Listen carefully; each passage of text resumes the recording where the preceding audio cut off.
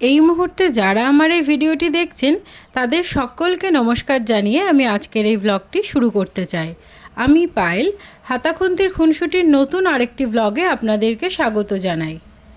আজকে আমি বানাতে চলেছি পনির লাবাবদার। চলুন তাহলে এই পনির লাবাবদার করার জন্য কি কি লাগছে দেখে নেওয়া যাক।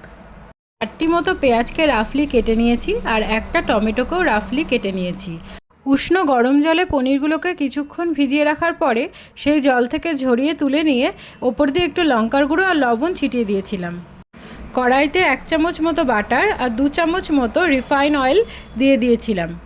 তারপরে ওই লঙ্কার গুঁড়ো আর লবণটা মাখানো পনিরগুলোকে কড়াইতে দিয়ে হালকা করে ফ্রাই করে নিলাম।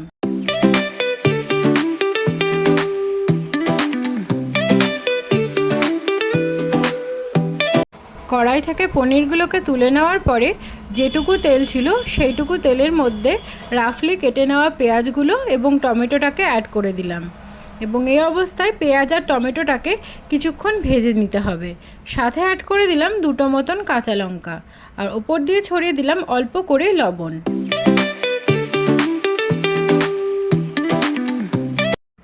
সাথে দিয়ে দিলাম 1 চামচ মতো লঙ্কার গুঁড়ো। তারপরে এই টমেটো আর পেঁয়াজটাকে ওই তেলের মধ্যে ভালো করে নেড়েচেড়ে নিতে হবে, হালকা করে ভাজা ভাজা করে নিতে হবে।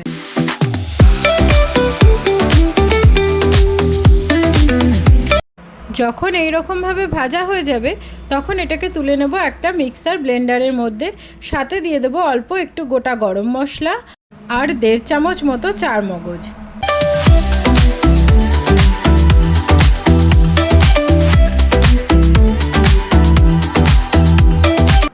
পেঁয়াজ আর টমেটো ভেজে তুলে নেওয়ার পরে যেটুকু তেল ছিল সেইটুকু তেলের মধ্যে দিয়ে দিলাম 1/2 চামচ মতো গোটা জিরে।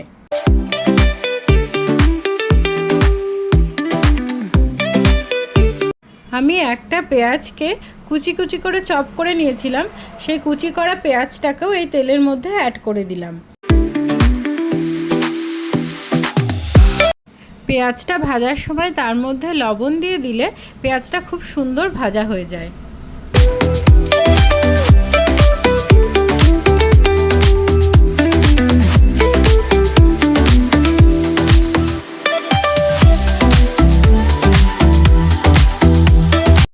পেঁয়াজটা ভাজার সময় তার মধ্যে অ্যাড করে দিতে হবে 1/2 চামচ মতো হলুদের গুঁড়ো।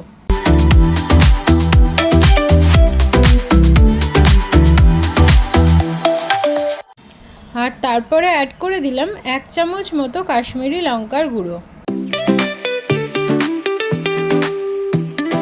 সাথে দিয়ে দিলাম 1 চামচ মতো ধনে জিরের গুঁড়ো।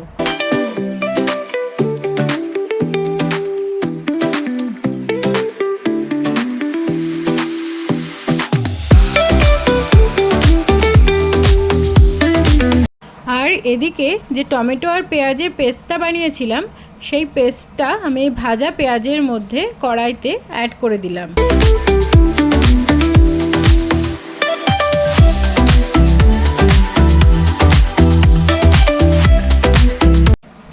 এই মশলাটাকে মিডিয়াম ফ্লেমে রেখে ভালো করে কষিয়ে নিতে হবে যতক্ষণ না পর্যন্ত এই মশলাটা থেকে তেল ছাড়তে শুরু করে।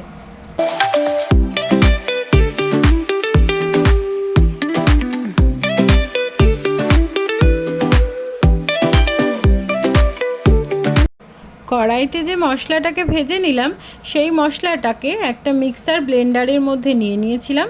সেটা ঠান্ডা হলে সেই মশলাটার একটা পেস্ট বানিয়ে নিয়েছিলাম।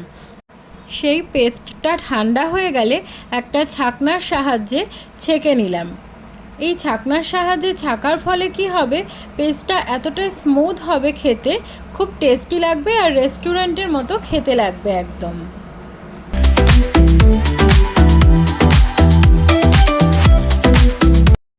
ছাঁকার পরে এই রকম ছিবড়া টাইপের থাকবে, সেটাকে ফেলে দিতে হবে। আর যে গ্রেভিটা আমরা পেয়েছি সেটাকে আমরা কড়াইতে অ্যাড করে দেব।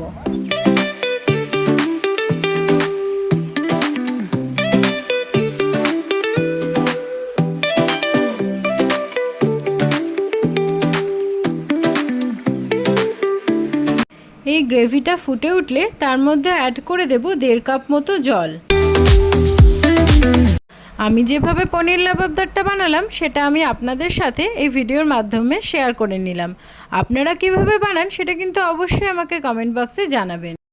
জলটা অ্যাড করার পরে 5 মিনিট মতো মিডিয়াম ফ্লেমে গ্যাসটাকে রেখে দিতে হবে এবং এই গ্রেভিটা হালকা ফুটে উঠলেই আমি ভেজে রাখা পনিরগুলোকে দিয়ে দেবো এই গ্রেভির মধ্যে। সাথে ওপর দিয়ে ছড়িয়ে দেব 1 চামচ মতো গরম মশলা গুঁড়ো আর 1 চামচ মতো কসুরি মেথি পাতা। কসুরি মেথি পাতাটাকে দুটো হাতের সাহায্যে এইভাবে ব্লেন্ড করে তরকারির ওপরে ছিটিয়ে দেব।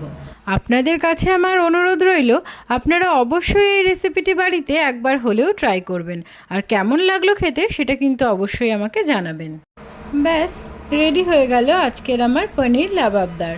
আমার চ্যানেলের রান্নাবান্না সম্পর্কিত নতুন নতুন আপডেট পাওয়ার জন্য আপনাদের সকলের কাছে আমার চ্যানেলটি সাবস্ক্রাইব করে নেওয়ার অনুরোধ রইল। ভালো থাকবেন, সুস্থ থাকবেন, দেখা হচ্ছে আবার পরবর্তী ব্লগে।